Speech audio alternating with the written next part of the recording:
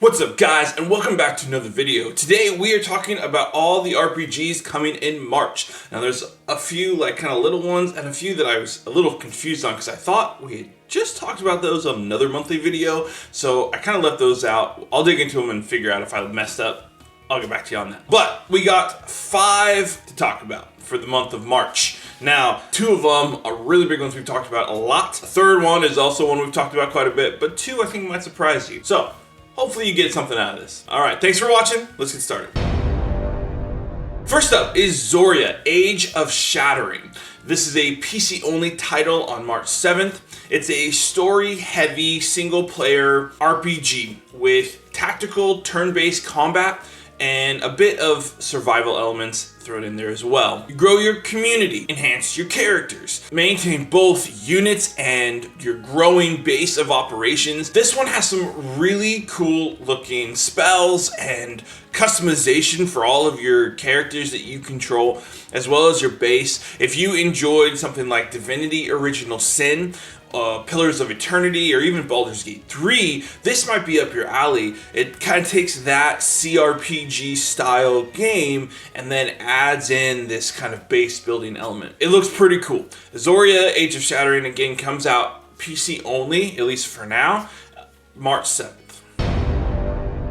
Next up is Blade Prince Academy. This is a real-time with pause strategy RPG, or tactical RPG, if you will. This one, the combat gives off some really strong Dealfield Chronicle vibes. Hopefully it's a little deeper than that system, because I enjoyed Dealfield Chronicle, but felt like there was a lot more that it needed to get into. This one looks like there's more to it, but we'll have to kind of see once it comes out. You also go to school in this one and level up your characters through classes and make relationships with other people in the school and recruit them to your team. And as they come to your team, you can build relationships with them. The higher your relationship status or whatever, the stronger they are in combat. I really love the animations here. I think that has a really unique and cool art style. And if they could take that combat from Dealfield and really increase the depth of it, I think there's something to be had here. Blade Prince Academy comes out for PC only,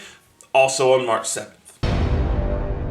Coming up next is Unicorn Overlord. Now, we have talked about this one on the channel quite a bit. This is the newest title from Vanillaware and Atlas, right? Vanillaware has made Odin Sphere and 13 Sentinels. Being a Vanillaware game, the art is phenomenal. The story is super intriguing with like a huge army that you're managing, as well as really unique looking tactical combat. There's also like some relationship management, like they talked about you being able to get married and how that would affect things for your kingdom. It seems like Overlord is kind of taking elements from a bunch of different games and it makes it look really unique actually. Between that art style, the tactical combat, all of the little things you manage, this one is looking right up my street and I'm pretty stoked about it. Unfortunately, it comes out amidst a sea of huge RPGs, and so I'm a little bit worried about how this one is going to do.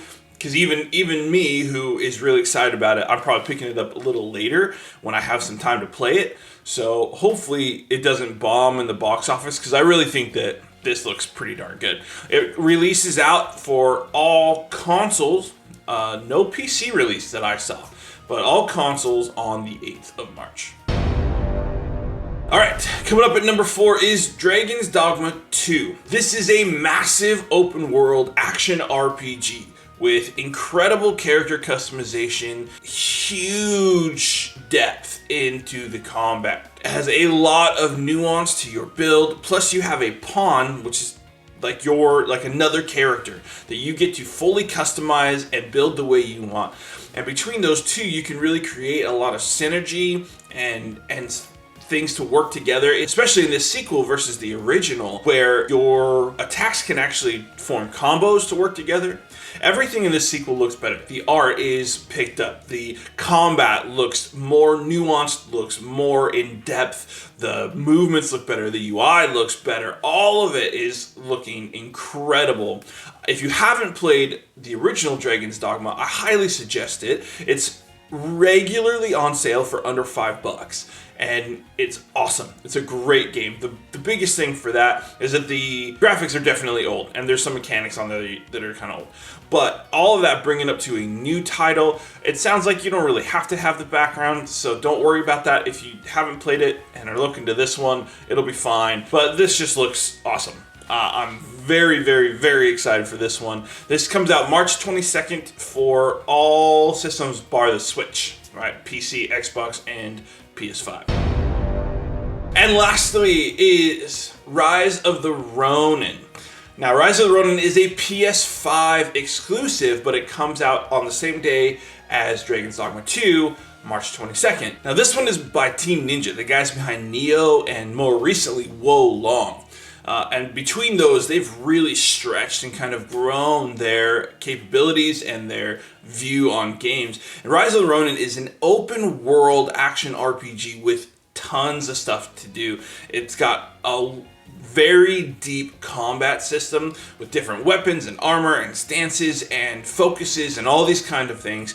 It looks like it's got cool parry systems, and you can use a gun, so you have different forms of combat, right? And it looks very Ghost of Tsushima cross kind of those other titles, Nioh and Wo Long, all kind of jammed together. I think this one actually looks really, really good. Unfortunately, coming out the same day as Dragon's Dogma and being a console exclusive, I think might hurt it.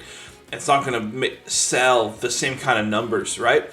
But hopefully it can still find its niche and make its own way. I think the gameplay looks incredible. There's been some talk online lamenting the graphics. I think that's stupid. I think the graphics look just fine. I don't know what people want. They're ridiculous. So anyway, Rise of the Ronin looks really good.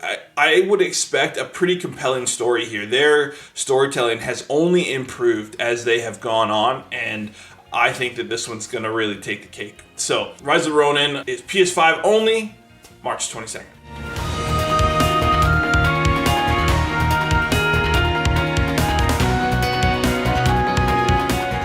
And that's it for March. Not a lot in terms of quantity, but a lot of depth in terms of quality. All three of those last ones are pretty big RPGs. And the two we talked in the beginning, those kind of more indie style RPGs, still look incredible. So you got your pick. And that all assumes that you're not still playing Final Fantasy VII Rebirth. So, you know, pretty crazy. All right, guys. Well, I hope you enjoyed the video. Let me know what you thought and if there's any games you're picking up. I'm really looking forward to it. I think it's going to be a good month. We got a lot to do, and it's going to be awesome.